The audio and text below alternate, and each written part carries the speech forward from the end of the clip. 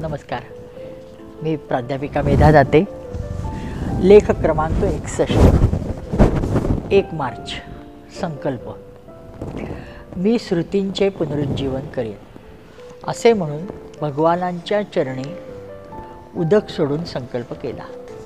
संकल्पाची व्याप्ती किती तर गाव, जिल्हा, राज्य, राष्ट्र अशी कोणतीच सीमा, संकुचित सीमा नाही, तर अवघ्या विश्वाच्या कल्याणासाठी वैश्विक अशी विश्वासाठी केलेला हा संकल्प. प्रत्यक्ष युगधर्म स्थापनेचा संकल्प. त्या संकल्पाची धार, त्याचा वेग, त्याचे तेज इतके विलक्षण प्रचंड की फक्त त्याला आपण दैवी एवढंच म्हणू शकतो. कारण त्यामुळेच अणु रेणू कार्यरत झालेत, याची आपण अनुभूती पण घेतो आहे. प्रत्यक्षात स्त्रींचे जीवनकार्य आखीव आणि रेखीव.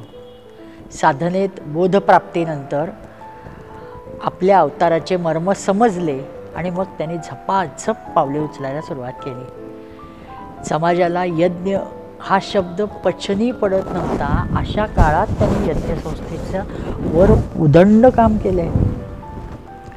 म्हणजे यज्ञ हा शब्द कोरडा आणि कृतिशून्य वाटायचा. त्याच्यात स्वतःच्या सोयीसाठी स्वीकारलेली समाजाची पक्की धारणा तीच होती. पण त्या धांदरटपणामुळे म्हणा किंवा न नीट समजून घेतामुळे बळबळीत करून टाकलेली गीतेतील उक्ती, यज्ञानाम जपयज्ञोस्मी. यज्ञ ही नुसती क्रिया म्हणजे जप आहे. हे संपूर्ण बदलून अशी समाजाची धारणा बदलायची एवढं अवघड काम. पण त्यांच्या संकल्पाने ते पूर्ण करायला सुरुवात झाली आहे. मोठ्या प्रमाणावर सुरुवात झाली आहे. आणि पुनःस्थापनेसाठी, यज्ञाच्या पुनःस्थापनेसाठी खूप अवघड आणि वाटणारं काम सहज लीलया त्यांनी केलं आहे. स्त्रींची प्रतिज्ञेची 70 ओलांडल्यावर आज यज्ञाशिवाय कोणत्याही कामाला अर्थ नाही अशा म्हणण्यावर समाज यायला लागला आहे. ही केवढी मोठी आपल्याला आलेली यशाची पावतीच आहे. त्यामागोमाग स्त्री प्रेरणा आहे हे निश्चितच. पण त्याचे दुसरे सर्वात महत्त्वाचे काम म्हणजे वेद. स्त्रींचे दुसरे महत्त्वाचे काम म्हणजे वेद या शब्दाकडं अख्ख्या जगाचं, समाजाचं लक्ष वेधलं. स्वामी विवेकानंदांनी जगाच्या व्यासपीठावरून वेद हा शब्द, वेदांत हा शब्द उच्चार केला.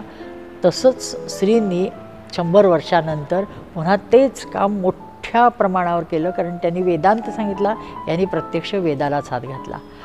लोकांनी सद्यस्थितीत ज्याला निरुपयोगी म्हणून सपशेल वेदांना डावललं होतं, ते त्यांनी पुन्हा एकदा प्रवाहात आणले.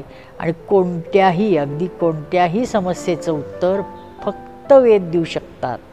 कोणत्याही अवघड समस्येचं उत्तर वेद देऊ शकतात असं मधाचं बोट चाटवत समाजाच्या गळी वेदांची महती उतरवली. वास्तविक संकल्प शब्दातच त्याच्या पूर्ततेच्या जबाबदारीचे उत्तरदायित्व दडलेले आहे. म्हणजेच संकल्प शब्दातून क्रियाशीलता प्रतिध्वनित होते. परमसद्गुरू श्री गजानन महाराज यांनी देहधारण केले असतानाच क्षण आणि क्षण फक्त ह्याच्यासाठीच खर्ची घातला. देशविदेशात वेद प्रतिपादित मार्गाचा पाया रचत देशोदेशी मोठे जाळे विणले. अमेरिकेत बाल्टिमोरला पहिले अग्निमंदिर स्थापन झाले. म्हणूनच आज 70च्या वर देश अग्निहोत्र नित्य करत आहेत.